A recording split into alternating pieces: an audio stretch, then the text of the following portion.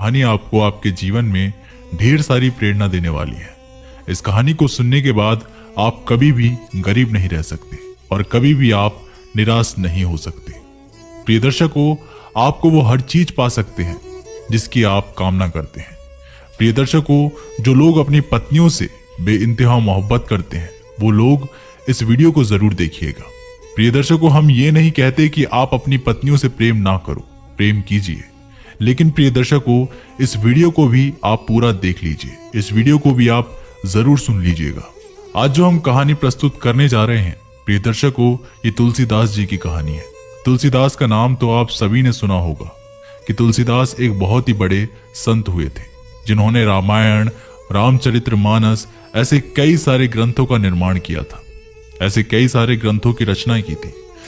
कहानी शुरू करने से पहले जो लोग हमसे नहीं जुड़े हैं वो हमारे चैनल को सब्सक्राइब करें, बेल आइकन को ऑन करें, अच्छे अच्छे कमेंट किया करें ताकि हर आने वाली वीडियो का नोटिफिकेशन सबसे पहले आपको मिले और प्रिय दर्शकों आप उसका फायदा उठा सकें। शुरू करते हैं प्रिय दर्शकों आज की ये प्यारी सी कहानी और एक प्यारा सा वीडियो। प्रिय दर्शकों, तुलसीदास जी के जीवन में एक समय ऐसा था कि वो आम लोगों की तरह आम इंसान थे। जब तुलसीदास का बचपन खत्म होता है और जब थोड़ी जवानी आती है तो तुलसीदास की शादी करा दी जाती है। प्रिय दर्शकों, तुलसीदास की जो घरवाली थी उनका नाम था रत्नावली। रत्नावली के साथ तुलसीदास की शादी हो जाती है और उनकी शादी हो जाती है।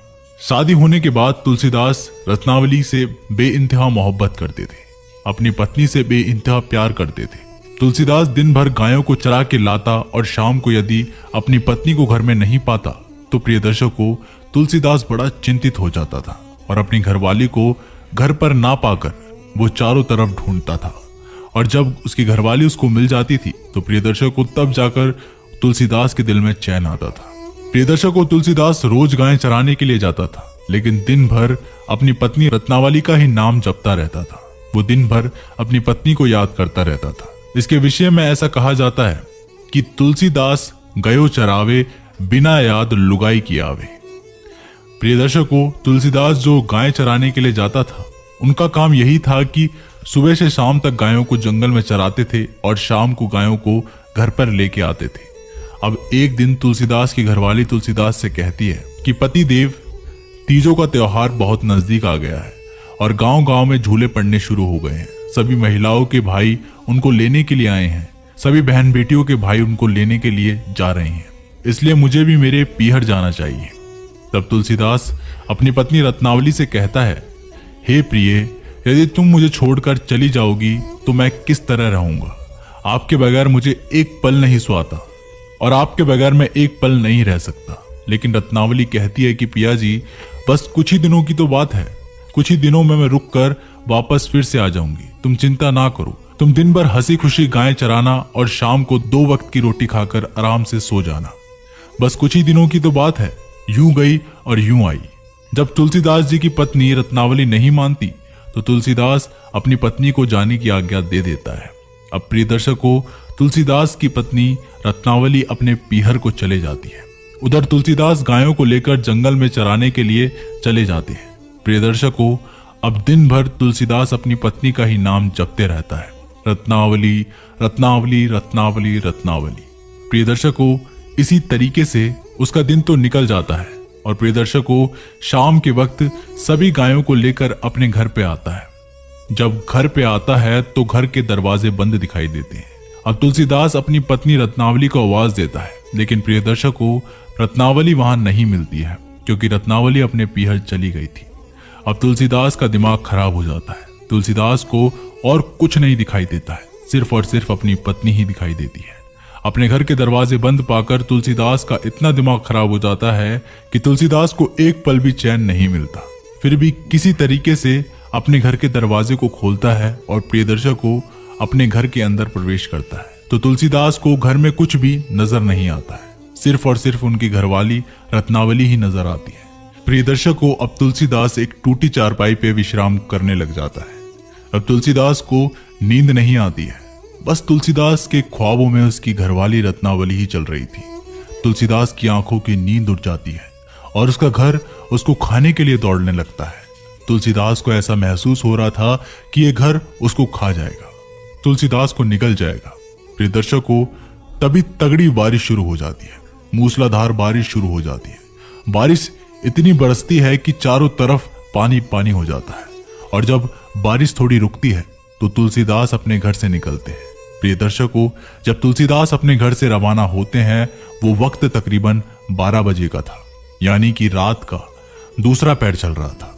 अब तुलसीदास अपनी पत्नी रत्नावली को याद करते हुए अपने घर के दरवाजे बंद करता है और अपने घर से अपने पत्नी रत्नावली को याद करते हुए अपने घर के दरवाजे बंद करता है और अपने घर से अपनी पत्नी से मिलने के लिए रवाना हो जाता है।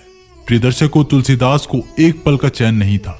तुलसीदास अब यही सोच रहा था कि जितना जल्दी हो सके मैं अपनी पत्नी से मिलूं। प्रिय दर्शकों, धीरे धीरे बारिश बरस रही थी और तुलसीदास नंगे पैर अपनी पत्नी से मिलने के लिए रवाना हो जाता है।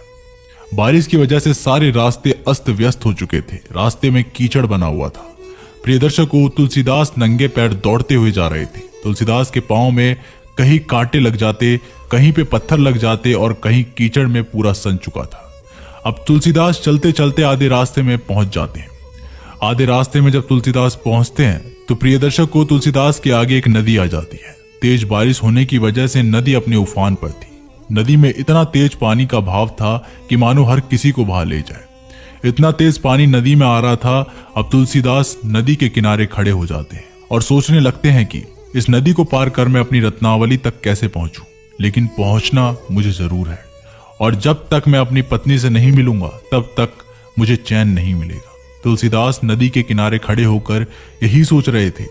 प्रिय दर्शकों, तभी तुलसीदास को पानी में एक नाव जैसी चीज बहती दिखाई देती है। तब वो नाव पानी में बहती हुई तुलसीदास की तरफ आ रही थी। उसको देखकर तुलसीदास अपने मन में विचार करने लगते हैं कि मेरी पत्नी रत्नावली कितनी समझदार है। वे भी मुझसे बेइंतहा मोहब्बत करती है। उसको भी मेरे बगैर चैन नहीं है, इसलिए मेरे लिए मुझे नदी पार करने के लिए ये नाव भेजी है। लेकिन प्रिय दर्शकों, वो नाव नहीं थी, वह एक मुर्दा बहता हुआ आ रहा था। अब तुलसीदास उस मुर्दे को ना समझकर और उस पर सवार हो जाता है। पानी के भाव के साथ धीरे धीरे चलते हुए तुलसीदास नदी को पार कर लेता है और सिर्फ अपने मुख से रत्नावली अपनी पत्नी का नाम जपता रहता है। प्रिय दर्शकों, मध्य रात्रि का समय हो चुका था। तुलसीदास अपने ससुराल तक पहुंच जाता है। जब तुलसीदास अपने ससुराल में पहुंचता है तो देखता है कि मकान के सारे दरवाजे बंद थे। हवेली के पूरे दरवाजे बंद थे। तुलसीदास को अंदर जाने का कोई मार्ग नजर नहीं आता है, कोई रास्ता नजर नहीं आता है। तब तुलसीदास मकान के पीछे जाता है, यानी कि अपनी ससुराल वालों की हवेली के पीछे जाता है। तो प्रिय दर्शकों, तुलसीदास देखता है कि जिस कमरे में तुलसीदास की पत्नी रत्नावली सो रही थी, उस कमरे में एक मध्यम बहुत ही कम रोशनी में एक दीपक जल रहा था। अब उस दीपक को देखकर तुलसीदास बड़ा ही प्रसन्न होता है। सोचने लगता है कि मेरी पत्नी रत्नावली, उसको भी नींद कहाँ है, वो भी मेरे से मिलने का इंतजार कर रही है। मेरी पत्नी रत्नावली भी मुझसे बेइंतहा मोहब्बत करती है, इसलिए आधी रात तक जाग रही है और अपने कमरे में दीपक जला रखा है। प्रिय दर्शकों, इसी बात को तुलसीदास जी सोचने लग जाते हैं। अब तुलसीदास जी को एक चिंता सताने लगती है कि मैं अपनी पत्नी तक पहुंचूं तो पहुंचूं कैसे, क्योंकि चारों तरफ से दरवाजे बंद है, सभी लोग सोए हुए थे। प्रिय दर्शकों, तभी तुलसीदास जी को ऊपर से लटकती हुई एक मोटी रस्सी की तरफ नजर पड़ती है। अब उसे देखकर तुलसीदास बड़ा ही प्रसन्न होता है और सोचने लगता है कि मेरी पत्नी रत्नावली मुझसे कितना प्रेम करती है, वो भी मेरा इंतजार कर रही है, इसलिए मुझे ऊपर चढ़ने के लिए उसने रस्सा लटका दिया है। अब प्रिय दर्शकों, वो रस्सा नहीं था, एक काला अजगर सांप था जो पानी के नाले में होके लटका हुआ था। प्रिय दर्शकों, जब तुलसीदास उस अजगर सांप को पकड़कर ऊपर चढ़ जाता है, अब वो जैसे ही ऊपर चढ़ता है और अपनी पत्नी के कमरे में जाता है तो प्रिय दर्शकों, वो देखता है कि उसकी पत्नी रत्नावली सो रही थी, उसको गहरी नींद आ रही थी। तब तुलसीदास अपनी पत्नी को जाके जगाता है और कहता है, रत्नावली खड़ी हो, रत्नावली मैं आ चुका हूं, अब तुम खड़ी हो जाओ। रत्नावली की नींद टूटती है। वो रत्नावली देखती है कि तुलसीदास, तुम, उनके पति उनके सामने खड़े हैं। रत्नावली बड़ी चौंक जाती है और अपने पति से कहने लगती है कि अरे मूर्ख इंसान, तू कैसा इंसान है जो आधी रात्रि के समय तू मेरे कमरे तक आ गया है। यदि तुम्हें आना ही था तो दिन में आते, तभी लोग तुम्हारा स्वागत करते। तुम एक चोर की भांति रात्रि के समय मेरे कमरे तक आ गए हो।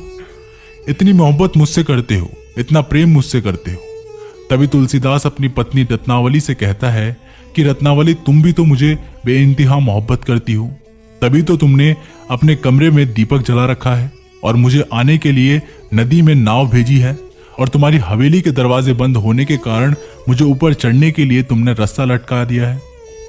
तुम भी मुझसे कितना प्रेम करती हो। अपने पति तुलसीदास की इतनी बात सुनने के बाद रत्नावली और भी चौंक जाती है और रत्नावली कहने लगती है कि मैंने तुम्हें कोई नाव नहीं भेजी है और ना ही मैंने कोई रस्सा लटकाया है। प्रिय दर्शकों, तब तुलसीदास अपनी पत्नी से कहता है कि प्रिय, ये देखो रस्सा लटका हुआ है, अभी भी रस्सा लटका हुआ है। तब तुलसीदास की पत्नी रत्नावली उस रस्सी को जो देखती है तो प्रिय दर्शकों, वो रस्सा नहीं, काला सांप था, जिसको पकड़कर तुलसीदास अपनी पत्नी के प्रेम में अंधे होकर ऊपर चढ़ गए थे, मकान पर चढ़ गए थे, और जो पानी की नाव समझ करके नदी पार की थी, प्रिय दर्शकों, वो नाव नहीं, एक मुर्दा था। तब तुलसीदास की पत्नी अपने पति तुलसीदास से कहती है, अरे मूर्ख, जितना प्रेम तुम मुझसे करते हो, जो एक मुर्दे को नाव समझकर आ गए, एक सांप को रस्सा समझकर आ गए, इतने अंधे प्रेम में पागल हो गए हो। इतना प्रेम यदि तुम ईश्वर से करते तो तुम्हारी मुक्ति हो जाती, तुम्हारा जीवन सार्थक हो जाता। यदि इतना प्रेम, इतनी लगन तुम ईश्वर से लगाते। तब तुलसीदास अपनी पत्नी रत्नावली से कहता है कि रत्नावली, मेरी बात गौर से सुनो। तुलसीदास कहते हैं कि भूख ना देखे झूठा भात, प्यास ना देखे नदी का घाट, नींद ना देखे टूटी खाट। रत्नावली, मैं तुमसे बेइंतहा मोहब्बत करता हूं और तुम्हारे बगैर मुझे कुछ भी दिखाई नहीं देता, बस सिर्फ और सिर्फ तुम दिखाई देती हो। तब रत्नावली अपने पति तुलसीदास से कहती है कि मूर्ख इंसान, यदि इतना प्रेम तुमने ईश्वर से किया होता, इतना लगाव तुमने ईश्वर से किया होता, तो तुम्हारा जीवन सार्थक हो जाता, साथ में मेरा जीवन भी सार्थक हो जाता। यदि तुम्हारे थोड़ी सी भी लज्जा शर्म है तो इसी वक्त इस महल से निकल जाओ, मेरे घर से निकल जाओ और जा करके भगवान की भक्ति करो। मेरे अंदर ऐसा कुछ नहीं है, मेरा ये मिट्टी का शरीर है, मरण धर्म मेरा शरीर है, इसके पीछे तुम इतने पागल हो रहे हो। इस पागलपन को छोड़ो और तुरंत इसी वक्त मेरे महल से निकल जाओ, मेरे घर से बाहर निकल जाओ, और जाकर के यदि तुम्हारी थोड़ी सी भी लज्जा है, थोड़ी सी भी शर्म है, और यदि तुम सच्चे मर्द हो तो आज के बाद मुझसे प्रेम करना छोड़ दो, और जितना प्रेम तुमने मुझसे किया है उसमें से तनिक मात्र भी यदि तुम ईश्वर से प्रेम करने लगो तो तुम्हारी मुक्ति हो जाएगी। प्रिय दर्शकों, तुलसीदास की पत्नी रत्नावली कैसी महिला होगी, कैसी स्त्री होगी जिसने अपने पति को इतना बड़ा ज्ञान दिया। प्रिय दर्शकों, आज के जमाने में जो स्त्रियां होती है, यदि उन स्त्रियों के साथ कोई मर्द ऐसा करता है तो वह पत्नी अपने आप को भाग्यशाली समझती है। वह ये सोचती है कि मैं बड़ी भाग्यशाली हूं जो मुझे इतना प्रेम करने वाला पति मिला है, मैं बहुत खुशनसीब हूं जो मुझे इतना प्रेम करने वाला पति मिला है। आज की महिलाएं ऐसा सोचती हैं, लेकिन प्रिय दर्शकों, रत्नावली कितनी भाग्यशाली होगी जिसने अपने पति को एक ऐसी प्रेरणा दी, एक ऐसी प्रेरणा दे दी कि उसका पति तुलसी से तुलसीदास बन गया और अपनी पत्नी का मोह त्याग करके भगवान की भक्ति में लग गया। अपनी पत्नी की इतनी बात सुनने के बाद तुलसीदास उसी वक्त अपनी पत्नी के महल से रवाना हो जाते हैं। प्रिय दर्शकों, जो सच्चा मर्द होता है, जो सच्चा इंसान होता है, उसके दिल में एक ऐसी चोट लगती है, और ऐसा चोट तब लगती है जिससे हम बेइंतहा मोहब्बत करते हैं। अब यदि वही हमें धुतकार कर भगा दे तो प्रिय दर्शकों, सीने में एक खंजर की तरह लगता है। ऐसा ही कुछ तुलसीदास के साथ हुआ था। तुलसीदास अपनी पत्नी रत्नावली से बेइंतहा मोहब्बत किया करते थे। अपनी पत्नी रत्नावली को बहुत ही चाहते थे, अपने प्राणों से भी ज्यादा चाहते थे। प्रिय दर्शकों, जब रत्नावली अपने पति से ऐसा कहती है कि यदि तुम्हारे अंदर थोड़ी सी भी लज्जा है, थोड़ी सी भी लाज शर्म है, तो तुरंत मेरे महल से इसी वक्त निकल जाओ, और जितना प्रेम तुम मुझसे करते हो उसमें से क्षण मात्र भी यदि तुमने ईश्वर से प्रेम किया होता तो तुम्हारी मुक्ति हो जाती। प्रिय दर्शकों, तुलसीदास के सीने में एक घाव जैसा हो जाता है और तुलसीदास उसी वक्त अपनी पत्नी रत्नावली को छोड़कर उनके महल से नीचे उतर जाते हैं। और प्रिय दर्शकों, अब वो तुलसीदास जंगलों में चले जाते हैं और जंगल में जाकर के ईश्वर की भक्ति करते हैं, भगवान श्री राम की भक्ति करते हैं। प्रिय दर्शकों, तभी तो कहते हैं प्रिय दर्शकों, तुलसी तुलसी सब कहें, तुलसी बन की घास, कृपा होगी राम की तो बन गए तुलसीदास। प्रिय दर्शकों, रत्नावली का पति अब तुलसी से तुलसीदास हो जाते हैं। प्रिय दर्शकों, प्रभु श्री राम की ऐसी कृपा हुई कि तुलसी से तुलसीदास बन जाते हैं। इसलिए कहते हैं कि अपनी पत्नी से इतना भी मोह मत रखो, इतना भी बेइंतहा प्रेम मत करो। प्रिय दर्शकों, तुलसीदास की प्रथम गुरु उसकी पत्नी रत्नावली थी, जिन्होंने अपने पति को एक ऐसे मार्ग दिखाया, ऐसा एक भक्ति का मार्ग दिखाया जिससे तुलसी से तुलसीदास बन गए। और प्रिय दर्शकों, तुलसीदास जी ने ऐसे ऐसे ग्रंथों की रचना की है, रामचरितमानस, रामायण, ऐसी ऐसी ग्रंथों तुलसीदास जी ने रचना की है। प्रिय दर्शकों, ये कहानी यहाँ पर समाप्त होती है। हम उम्मीद करते हैं कि आज की ये छोटी सी कहानी आपको बहुत पसंद आई होगी और इस कहानी से आप ढेर सारी प्रेरणा भी लेंगे। मिलते हैं प्रिय दर्शकों एक नई वीडियो के साथ, तब तक के लिए धन्यवाद।